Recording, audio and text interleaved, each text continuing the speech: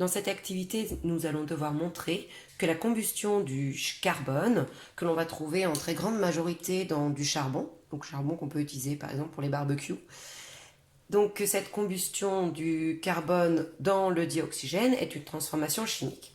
Donc pour cela, nous allons avoir besoin de, en tout cas, un certain nombre de matériels, tout ce que vous avez ici, et notamment un flacon qui contient du dioxygène. Donc ce dioxygène, c'est un gaz, il est invisible.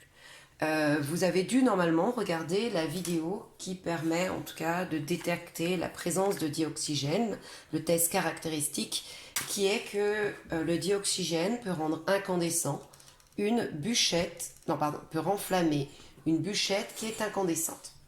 Donc là, nous allons déjà vérifier qu'il y a bien du dioxygène. Donc si ce flacon que je vais utiliser pour la combustion du charbon par la suite, si j'utilise une bûchette incandescente, et que je l'insère dans ce flacon,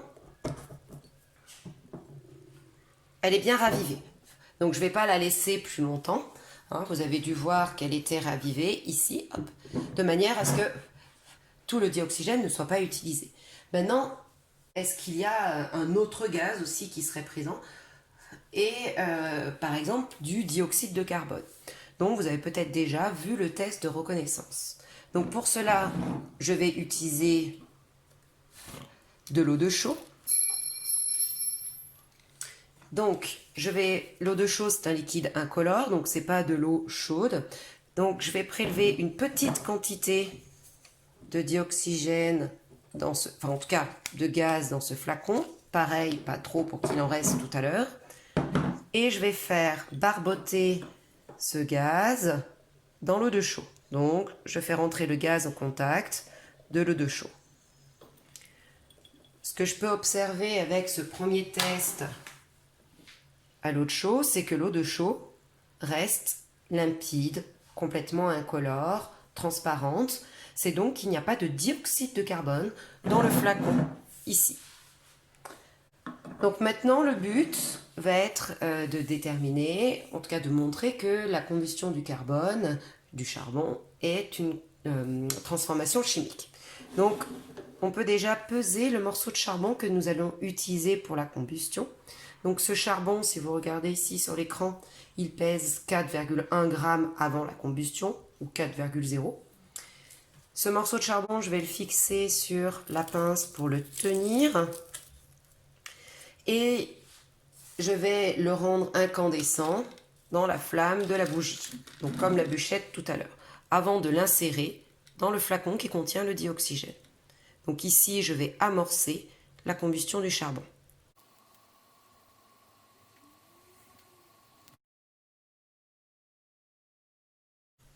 Une fois le morceau de charbon incandescent, donc ici on peut voir un petit point rouge, je vais l'insérer dans le flacon qui contient le dioxygène.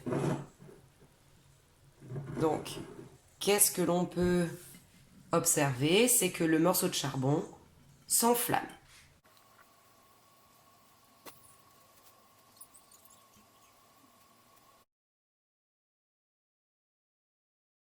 Maintenant que la combustion du charbon semble terminée, alors en tout cas terminée pour ce qu'il y avait comme dioxygène dans le flacon, puisqu'il reste un morceau de charbon, vous pouvez le voir en tout cas ici.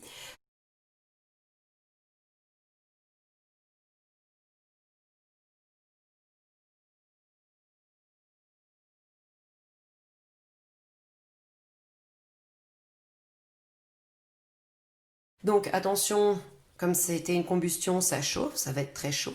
Je vais peser le morceau de charbon qui reste.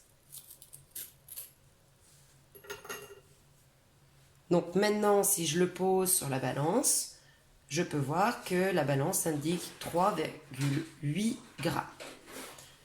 Maintenant que la combustion du charbon semble terminée, alors en tout cas terminée pour ce qu'il y avait comme dioxygène dans le flacon, puisqu'il reste un morceau de charbon, vous pouvez le voir en tout cas ici. Donc attention, comme c'était une combustion, ça chauffe, ça va être très chaud. Je vais peser le morceau de charbon qui reste. Donc maintenant, si je le pose sur la balance, je peux voir que la balance indique 3,8 grammes. Maintenant, je vais aussi prélever du gaz qu'il y a dans le flacon, ici en fin de combustion, et donc avec la seringue, et je vais le faire barboter dans le deuxième tube à essai qui contient de l'eau de chaux. Donc vous pouvez déjà observer que l'eau de chaux a blanchi. Donc vous aviez tout à l'heure à gauche le test à l'eau de chaux en début, avant la combustion. Donc il n'y avait pas de dioxyde de carbone. En fin de combustion, on peut s'apercevoir que l'eau de chaux blanchit, et ce qui est caractéristique de la présence de dioxyde de carbone. Le dioxyde de carbone était-il donc présent avant? Il n'est présent que après. Maintenant, même si la différence est très faible, on peut s'apercevoir qu'il y a un petit peu de carbone qui a disparu, donc de charbon.